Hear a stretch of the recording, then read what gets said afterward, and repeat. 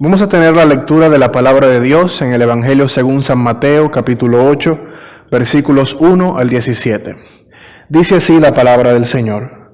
Cuando Jesús bajó de la montaña, lo siguieron grandes multitudes. Un hombre que tenía lepra se le acercó y se arrodilló delante de él. Señor, si quieres, puedes limpiarme, le dijo. Jesús extendió la mano y tocó al hombre. Sí quiero, le dijo, queda limpio. Y al instante quedó sano de la lepra. Mira, no se lo digas a nadie, le dijo Jesús. Solo ve, preséntate al sacerdote y lleva la ofrenda que ordenó Moisés para que le sirva de testimonio. Al entrar Jesús en Capernaum, se le acercó un centurión pidiendo ayuda. Señor, mi siervo está postrado en casa con parálisis y sufre terriblemente. Iré a sanarlo, respondió Jesús. Señor, no merezco que entres bajo mi techo, pero basta con que digas una sola palabra y mi siervo quedará sano, porque yo mismo soy un hombre sujeto a órdenes superiores, y además tengo soldados bajo mi autoridad. Le digo a uno ve y va, y al otro ven y viene. Le digo a mi siervo, haz esto, y lo hace. Al oír Jesús, se asombró y dijo a quienes le seguían, les aseguro que no he encontrado en Israel a nadie que tenga tanta fe. Les digo que muchos vendrán del oriente y del occidente y participarán en el banquete con Abraham, Isaac y Jacob en el reino de los cielos. Pero a los súbditos del reino se les echará afuera, a la oscuridad, donde habrá llanto y rechinar de dientes. Luego Jesús le dijo al centurión, ve, todo se hará tal como creíste. Y en esa misma hora aquel siervo quedó sano. Cuando Jesús entró en casa de Pedro, vio a la suegra de éste en cama con fiebre. Le tocó la mano y la fiebre se le quitó. Luego ella se levantó y comenzó a servirle. Al atardecer le llevaron muchos endemoniados y con una sola palabra expulsó a los espíritus y sanó a todos los enfermos. Esto sucedió para que se cumpliera lo dicho por el profeta Isaías. Él cargó con nuestras enfermedades y soportó nuestros dolores. Que el Señor bendiga su palabra en cada uno de nosotros. Cuando era niño, una de las cosas que más disfrutaba de ir a la iglesia era ir a la escuela dominical. La razón de esto es que, como todos los niños, me encantaba escuchar las historias de la Biblia, y especialmente esas historias donde Dios realizaba grandes hechos y obras milagrosas. Historias como Moisés dividiendo el mar rojo para que el pueblo de Israel pasara. Historia tal como la de los amigos de Daniel siendo protegidos por Dios al ser lanzados al horno de fuego. También la historia de Daniel siendo protegido de los leones en el foso de los leones cuando fue lanzado allí. La historia de Elías siendo arrebatado al cielo en un carro de fuego, entre otras historias más. Me gustaban estas historias y todavía me gustan, porque tenían grandes obras y hechos milagrosos, cosas que no siempre vemos el día de hoy. Y la realidad es que la Biblia es un libro lleno de milagros. La razón de esto es que Dios, el Dios de la Biblia, es un Dios que hace milagros, un Dios que se involucra en la historia e interviene milagrosamente cuando las cosas parecen imposibles. Sin embargo, muchos hoy en día niegan todo lo que es milagroso en la Biblia y dicen que todo eso son mitos y cuentos de hadas. Recientemente estuve viendo un debate entre dos cristianos apologistas, y uno de ellos estaba diciendo que el Jesús histórico realmente no hacía milagros y que no era Dios, sino que simplemente era un maestro más, un hombre común y corriente. Este hombre pensaba que Jesús era un gran hombre, pero hombre a fin de cuentas. Pensar en Jesús de esta manera es perder de vista quién es Jesús y para qué vino Jesús. Y justo el día de hoy vamos a considerar las obras de Jesús. En este pasaje que nosotros leímos, Jesús está bajando de la montaña en la cual Él enseñó el conocido y popular Sermón del Monte. Antes, en este Evangelio de Mateo, el evangelista nos dijo que la fama de Jesús se extendía por toda Siria y se llevaban a todos los que padecían y le llevaban a todos los que padecían de diversas enfermedades, los que sufrían de dolores graves, los endemoniados, los epilépticos y los paralíticos, y Él los sanaba. Eso lo encontramos en Mateo 4, versículos 24. De igual manera, me llama mucho la atención la forma en que termina el Sermón del Monte. En el capítulo 4, versículos 28 y 29, dice lo siguiente: Cuando Jesús terminó de decir estas cosas, las multitudes se asombraron de su enseñanza, porque les enseñaba como quien tenía autoridad y no como los maestros de la ley. Las enseñanzas de Jesús eran con autoridad, pero no solamente sus enseñanzas, sino que también sus obras eran con autoridad, sus milagros eran con autoridad. Gran parte del ministerio de Jesús se caracterizó por los milagros. Los milagros eran una señal de que Jesús era el Mesías, el enviado de Dios, pero al mismo tiempo los milagros eran una confirmación de que el reino de Dios había llegado. Y en este texto que hemos leído, vamos a considerar 4 milagros en los que aprendemos la idea principal de todo este pasaje. Y esa idea es que Jesús tiene la autoridad para sanar y restaurar a los marginados y despreciados. Jesús tiene la autoridad para sanar y restaurar a los marginados y despreciados. ¿Cómo Jesús sanó y restauró a los marginados y despreciados? En este texto encontramos 4 milagros en los que vemos cómo Jesús sanó y restauró a los marginados y despreciados. Vamos a ver el primer milagro. Jesús sana o limpia a un leproso. Versículos 1 al 4. Como mencioné antes, este milagro ocurrió cuando Jesús bajó de la montaña. Esto es inmediatamente después del Sermón del Monte. Si comparamos esta historia con los relatos de los evangelios de Marcos y Lucas, vamos a encontrar que hay diferencias cronológicas.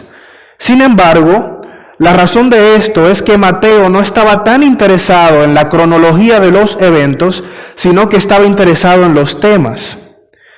Una gran multitud estaba siguiendo a Jesús, probablemente la misma multitud que estaba con Jesús en el Sermón del Monte. Dice el texto que mientras Jesús caminaba con la multitud, un leproso se le acercó. Esto no era una situación ordinaria.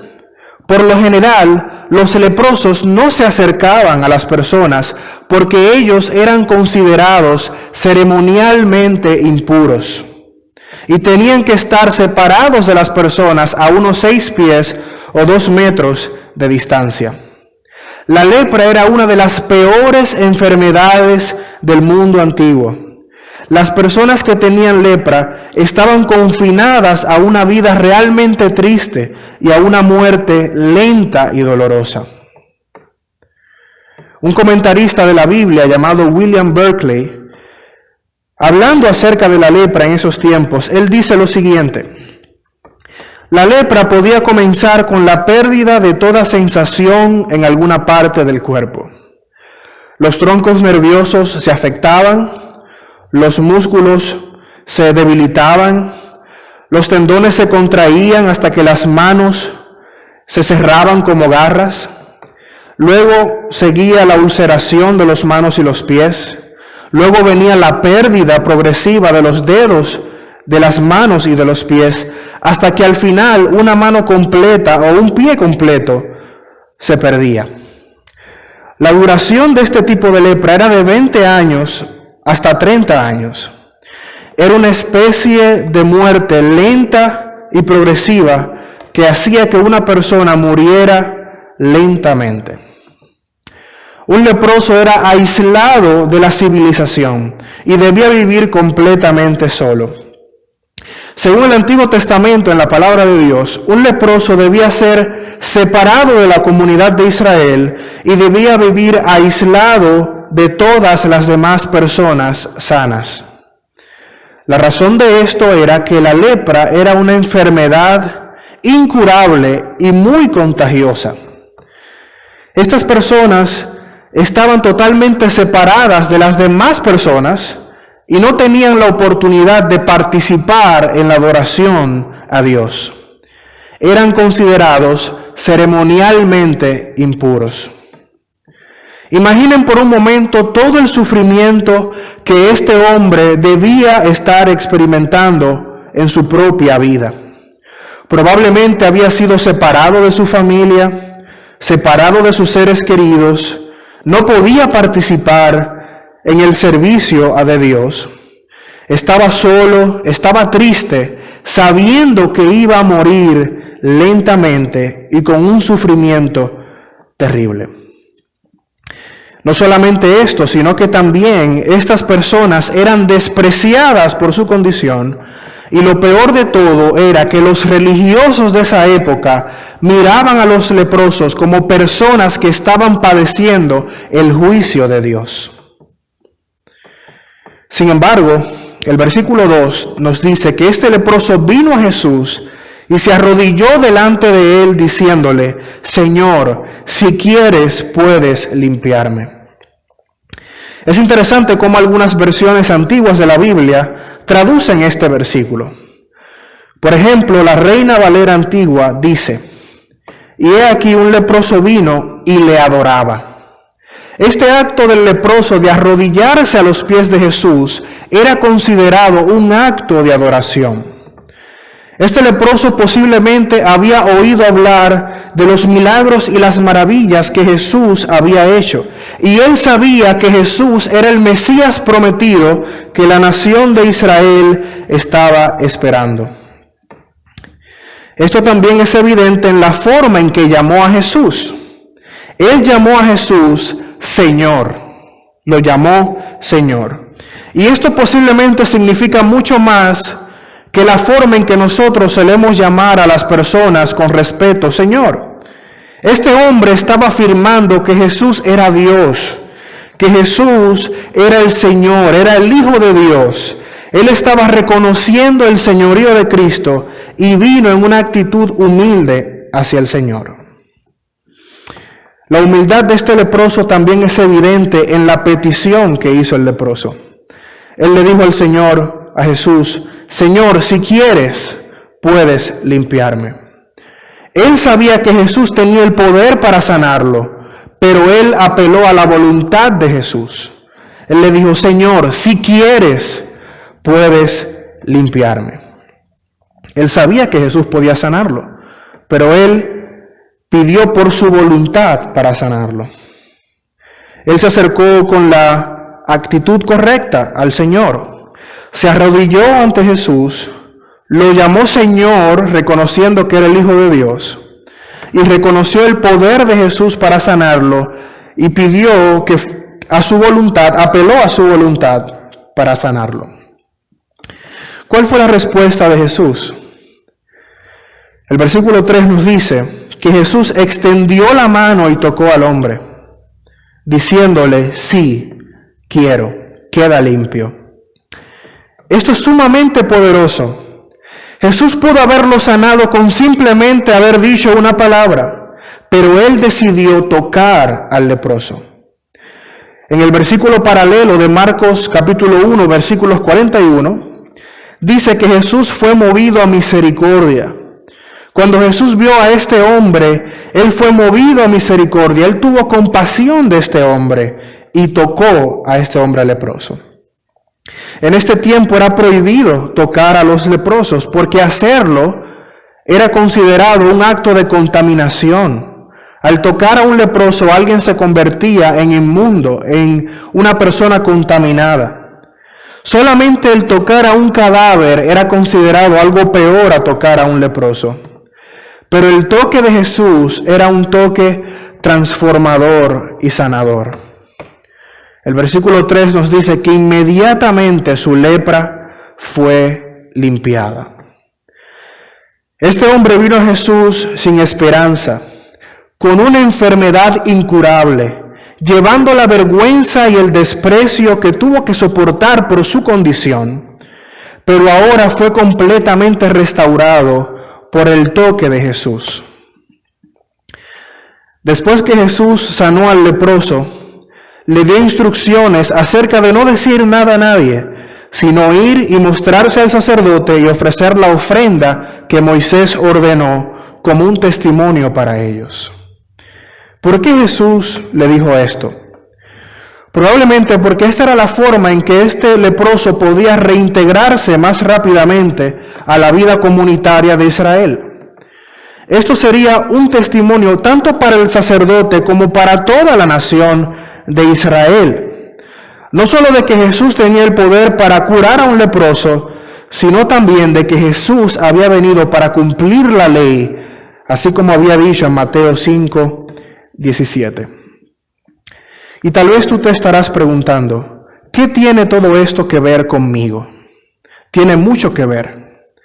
La lepra ha sido comparada con el pecado, y con buena razón. Veamos algunas similitudes entre la lepra y el pecado. La lepra era una enfermedad incurable, y el pecado es una condición incurable. La lepra hacía inmundo al que la tenía, y el pecado nos hace impuros ante Dios. La lepra separaba a aquellos que la tenían de las demás personas, y el pecado nos separa de Dios y de las demás personas. Los leprosos eran considerados como muertos en vida, y los pecadores están muertos en sus delitos y pecados. Solo Dios podía limpiar a un leproso, y solo Dios puede limpiarnos de nuestros pecados. ¿Qué podemos aprender del leproso que fue limpiado? Al igual que el leproso, debemos venir a Dios con humildad, reconociendo a Jesús como Señor y aceptando su voluntad, cualquiera que ésta sea. Y si hay alguien aquí que no tiene a Cristo, al igual que el leproso, debes reconocer tu terrible condición ante Dios, venir a Cristo como tu única esperanza y pedirle perdón a Dios. Jesús siempre estará dispuesto a perdonar los pecados de aquellos que vienen a Él en arrepentimiento y fe. Vamos a ver ahora el segundo milagro. Jesús sana al siervo de un centurión, versículos 5 al 13. Aquí tenemos otro milagro. En este caso vemos a un centurión que vino a Jesús rogando en favor de su siervo que estaba terriblemente enfermo. Un centurión era un oficial romano, un militar, que estaba a cargo de 100 hombres, de 100 soldados. Este hombre era un gentil, es decir, era un no judío, no pertenecía al pueblo de Israel. Y la mayoría de los judíos odiaban a esta clase de personas porque ellos no pertenecían a la raza de Israel, a la nación de Israel, y además de esto, ellos eran parte del imperio que gobernaba Israel en ese entonces, que era el imperio romano. En ese tiempo, estas personas, debido a su raza, eran consideradas como personas no amadas por Dios. Según el Evangelio de Lucas, este hombre amaba a la nación de Israel y había construido una sinagoga para ellos. Además, en Lucas, no fue el centurión el que fue a Jesús, sino que le envió a 2 ancianos en su lugar, porque no se consideraba digno de ir al Señor en persona. Aquí en Mateo el evangelista solo menciona al centurión, porque las palabras que registra el Evangelio son las palabras del centurión. De acuerdo con las descripciones que encontramos en el Evangelio de Mateo y Lucas, este hombre era un creyente en el Dios de Israel. Era alguien que temía a Dios. Esto es evidente en el amor que este hombre tenía por su siervo. En ese entonces, los amos no amaban a sus siervos de esta manera. De lo contrario, solían abusar de ellos. Pero en este caso, este centurión amaba a su siervo. Este centurión, como el leproso, llamó a Jesús Señor. Esto muestra su humildad y sumisión a Jesús. Jesús inmediatamente le respondió: iré a sanarlo. Jesús estaba dispuesto a ir y a entrar en la casa de un gentil, a pesar de que los judíos de esa época solían decir que hacer esto era una profanación. Pero la respuesta del centurión fue aún más sorprendente. El centurión dijo en los versículos 8 y 9, Señor, no merezco que entres bajo mi techo, pero basta con que digas una sola palabra y mi siervo quedará sano. Porque yo mismo soy un hombre sujeto a órdenes superiores y además tengo soldados bajo mi autoridad. Le digo a uno, ve y va, y al otro, ven y viene. Le digo a mi siervo, haz esto, y lo hace. Estas palabras son increíbles. Primero, este centurión reconoce su indignidad ante el Señor, porque él le dice, no merezco que entres bajo mi techo. Él sabía que para los judíos de esa época era considerado impuro entrar en la casa de un gentil, de un no judío. En segundo lugar, este hombre muestra su gran fe en Jesús cuando le dice, pero basta con que digas una sola palabra y mi siervo quedará sano. Este tipo de fe era inusual en Israel e incluso Jesús reconoció esto en el versículo 10. Este hombre probablemente nunca había visto un milagro como ese, que con solo una palabra y a larga distancia del enfermo, alguien efectuara una sanidad. En tercer lugar, este hombre reconoció la autoridad de Jesús para sanar. Él usó el ejemplo de la autoridad de los superiores para ilustrar el hecho de que Jesús tiene el poder para sanar de la manera que Él quiera. No solamente tocando al enfermo, sino también con su palabra.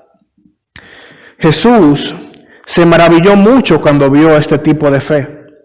Es por eso que le dijo en los versículos 10 al 12, al oír esto, Jesús se asombró y dijo a quienes lo seguían, les aseguro que no he encontrado en Israel a nadie que tenga tanta fe. Les digo que muchos vendrán del oriente y del occidente y participarán en el banquete con Abraham, Isaac y Jacob en el reino de los cielos. Pero a los súbditos del reino se les echará fuera, a la oscuridad, donde habrá llanto y rechinar de dientes. Para los judíos, este banquete mesiánico era exclusivamente para la nación de Israel. Ningún gentil entraría en este banquete. La enseñanza de estos versículos es clara. La entrada al reino de Dios no es por pertenecer a una raza específica, es por tener fe en Jesucristo. Este concepto de entrar al reino de Dios por la fe no es nuevo en el Nuevo Testamento. Ya en Juan capítulo 1, versículos 11 y 12 se nos dice lo siguiente. Dice, Jesús vino a lo que era suyo, pero los suyos no le recibieron. Mas a cuantos lo recibieron, a los que creen en su nombre, les dio el derecho de ser hijos de Dios. De igual manera Jesús le dijo a Nicodemo, de veras te aseguro que quien no nazca de nuevo no puede ver el reino de Dios. En Juan capítulo 3, versículo 3. De igual manera en Juan capítulo 10, verso 16, Jesús dijo, tengo otras ovejas que no son de este redil, y también a ellas debo traerlas. Así ellas escucharán mi voz, y habrá un solo rebaño y un solo pastor. Y es probable que muchas personas, tal vez tú que me estás oyendo, piensen que por el simple hecho de haber sido criado en un hogar cristiano, ya son cristianos. O muchas personas piensan que porque ellos pertenecen a un país cristiano, como Estados Unidos, pertenecen al reino de Dios. Tal vez alguien pueda creer que porque pertenece a una denominación cristiana, tal como bautista o presbiteriano o metodista, etc., pertenece al reino de Dios. Déjame decirte que ninguna de estas cosas nos hacen pertenecer al reino de Dios. Pertenecemos al reino de Dios solamente cuando ponemos nuestra confianza solamente en Cristo y nacemos de nuevo por el Espíritu Santo. Los judíos pensaban que eran parte del reino de Dios solo porque ellos pertenecían a la nación de Israel, pero olvidaron que la fe en Cristo, el Mesías, es lo que nos hace pertenecer al reino. Ellos eran los hijos del reino, pero serían arrojados a la oscuridad de afuera, es decir, a la condenación eterna, por haber rechazado al Mesías. Finalmente, el versículo 13 nos dice que Jesús sanó al siervo del centurión como una respuesta a su fe. Este siervo fue sanado en ese mismo instante. El ejemplo de fe de este centurión es realmente significativo para nosotros. Al igual que el centurión, debemos reconocer nuestra indignidad delante del Señor y acercarnos por medio de la fe a Jesucristo. De la misma manera debemos mostrar amor hacia nuestros prójimos, independientemente de su raza o clase social. Al igual que el centurión, debemos descansar en el poder de Cristo y en su autoridad. Pero sobre todas las cosas, debemos imitar su fe, recordando que solo a través de la fe podemos entrar en el reino de Dios. Vamos a ver el tercer milagro. Jesús sana a la suegra de Pedro, versículos 14 y 15. En esos versículos encontramos el tercer milagro de esta sección, y en este caso tenemos la curación de una mujer, la suegra de Pedro. Esto es significativo porque en ese entonces las mujeres eran consideradas en esa sociedad como ciudadanas de segunda categoría. Jesús entró en la casa de Pedro y vio a su suegra enferma de fiebre. El texto no nos dice exactamente qué tipo de fiebre era la que esta mujer tenía, pero muchos comentaristas opinan que ella estaba enferma de malaria. En ese tiempo, una fiebre podía matar a cualquier persona. Hoy en día, gracias a los avances de la ciencia médica, tenemos tratamientos y pastillas que nos ayudan a combatir cuando tenemos fiebre. Pero en aquellos días la fiebre era extremadamente peligrosa porque alguien podía morir de fiebre. Es por eso que es muy significativo que Jesús sanara a la suegra de Pedro. Posiblemente estaba librando una batalla entre la vida y la muerte. Jesús tocó su mano y la fiebre la abandonó de inmediato. El texto nos dice que una vez que ella fue sanada, ella se levantó y comenzó a servir a Jesús como una respuesta de agradecimiento. ¿Y no es esto una ilustración de lo que también nosotros debemos hacer?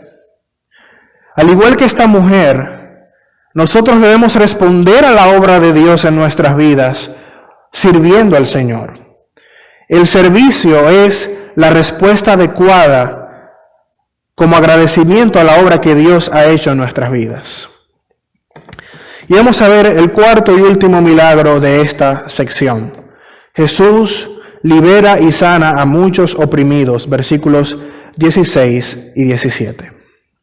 Esa misma noche, cuando Jesús sanó a la suegra de Pedro, el texto nos dice que muchos oprimidos por demonios y todos los que estaban enfermos fueron llevados a Jesús, y Jesús echó fuera a todos los demonios y sanó a todos los que estaban enfermos.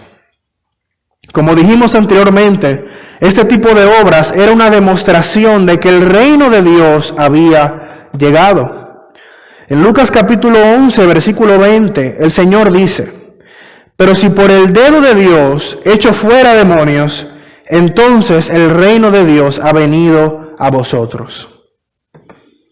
El verso 17 dice que todo esto era para cumplir la profecía de Isaías 53:4, que dice: Él tomó nuestras enfermedades y llevó nuestros dolores. Aunque esto se cumpliría más completamente en la cruz de Cristo, cuando Él iba a llevar el pecado de todos nosotros y nos libraría de todos sus efectos, esta profecía se cumplió parcialmente en el ministerio de Jesús al sanar y liberar a los que estaban oprimidos por demonios. Sin embargo, nosotros sabemos que llegará el día en los cielos nuevos y tierra nueva, donde ya no sufriremos dolor y enfermedad. Apocalipsis 21:4 dice que el Señor enjugará toda lágrima de sus ojos, y la muerte ya no será más, ni habrá más luto, ni llanto, ni dolor, porque las primeras cosas pasaron.